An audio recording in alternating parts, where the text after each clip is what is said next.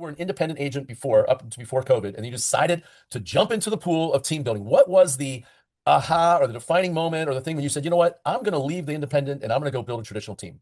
Yeah, so I think I should share with you guys. I actually never really wanted to build a team. I ran a really good solo business by myself.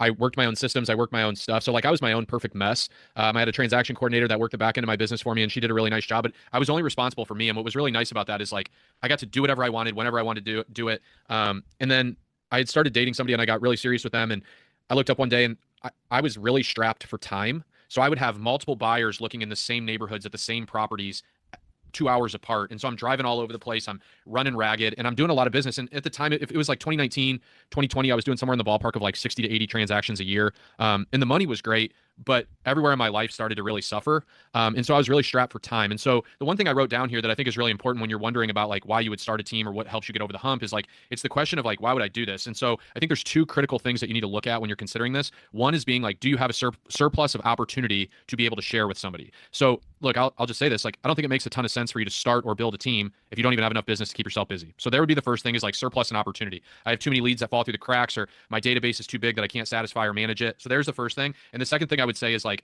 if you're looking for an increase in your time leverage. So if the work that you're doing, when you start seeing yourself working like within the boundaries and like breaking through boundaries that you've set for yourself in your life that are important to you. So they may be things like, hey, I want to spend time with my kids, or I want to spend time with my spouse, or there's like social things that you like to do, and you start compromising on those things for work. Those are the things that are red flags that you need to pay attention to start thinking about like, hey, we need to start bringing in support, or I need to have help here to help me continue to scale and grow. So for me, it was like, especially in the COVID market, I had out of town clients, I had online leads. I had more than I knew what to do with. And so we kind of started and formed and really like got our legs by just like people came in, and it was like people would approach me and say, hey, can I join your team? Do you have leads? And I was like, yeah, sure, man. This is awesome. I can't believe all these people want to join me.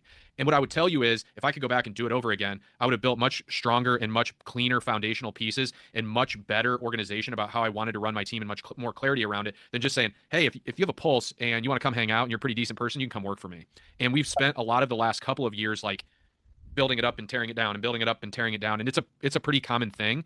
But I would tell you, like, when you start, like, think about yourself when you're starting in real estate. What do they tell you? It's like, learn the contracts, organize your database, and contact your sphere.